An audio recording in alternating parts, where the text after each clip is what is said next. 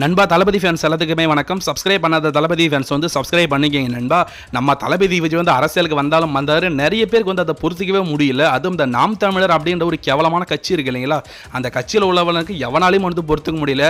அந்த தலைவன் சீமானா இருக்கானே, அது நம்ம தலைவன் கிடையாதுங்க, அவன் அந்த நாம் தமிழர் கட்சியோட தலைவன் இருக்கானே சீமான், அவன் ஒரு பக்கம் வந்து வயிறு எறியுது. அவனை விட வந்து பல மடங்கு 10 மடங்கு ஒருத்தவனுக்கு வயிறு எறியுது. யாருன்னா அது பொட்டை துரைமுருகன் தான். அந்த பொட்டை துரைமுருகன் வந்து தளபதி பற்றியே வந்து தப்பா கண்டென்ட் போகிறதே ஒரு குழப்பம் வச்சுட்டு இருக்கான். விஜய் பற்றி வீடியோ போட்டால் தான் வந்து நிறைய வியூஸ் வரும் அப்படின்றதுக்காகவே வந்து விஜய் எதிர்த்து பேசிட்டு இருக்கான். அது ஏன் பேசுறான், எதுக்கு பேசுறான்றது தெரியும். ஃபர்ஸ்ட் ஆஃப் ஆல் வந்து அந்த பொட்டை முருகன் செஞ்ச ஒரு கேவலமான வேலை அப்படின்றது வந்து இப்போ வெளியே இருக்கு. அந்த விஷயம் தெரிஞ்சதுலேருந்தே வந்து சோஷியல் மீடியாவில் அந்த பொட்டையெல்லாம் பொழந்துட்டு இருக்காங்க. அது மட்டும் கிடையாதுங்க, அவனை வந்து அந்த கட்சியில் உள்ளவனே இப்போலாம் கிழிக்க ஆரம்பிச்சிட்டானுங்க. அந்த மாதிரி ஒரு கேடுகட்ட வேலையை வந்து அந்த சாட்டை துரைமுருகன் வந்து பண்ணியிருக்கான்.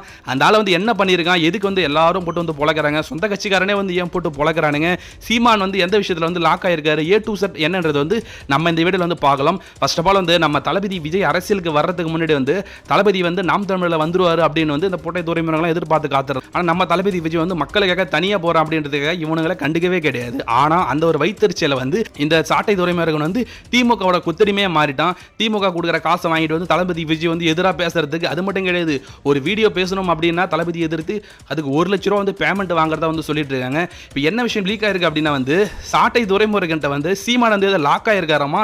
அதனால வந்து நாம் தமிழர் கட்சியவே வந்து சாட்டை துரைமுருகன் வந்து கைப்பற்றி அதன் பிறகு வந்து சீமானே அடிச்சு துரத்துற மாதிரியோ நாம் தமிழர் கட்சியை வந்து 2ஆ பிரிக்கிற மாதிரியும் வந்து பிளான் போட்டுட்டு இருக்காங்களாம். ஏற்கனவே வந்து சீமான் சொல்றதே வந்து அந்த பொட்டை துரைமுருகன் வந்து கேட்கறது கிடையாது. ஏன்னா வந்து நம்ம சீமான் வந்து ஏதோ ஒரு விஷயத்துல வந்து லாக் ஆயிருக்கிறதா வந்து சொல்லிட்டு இருக்காங்க. அது மட்டும் கிடையாது, விஜய்க்கு எதிராக காசு வாங்கிட்டு தான் வந்து வீடியோ போடுறதுன்றது வந்து இப்போ அம்பலமாயிருக்கு. இதை தெரிஞ்சுக்கிட்டு வந்து இப்போ சோஷியல் மீடியாவில் தளபதியோட விர்ச்சுவல் வைரஸும் வந்து போட்டு பொழக்கிறாங்க.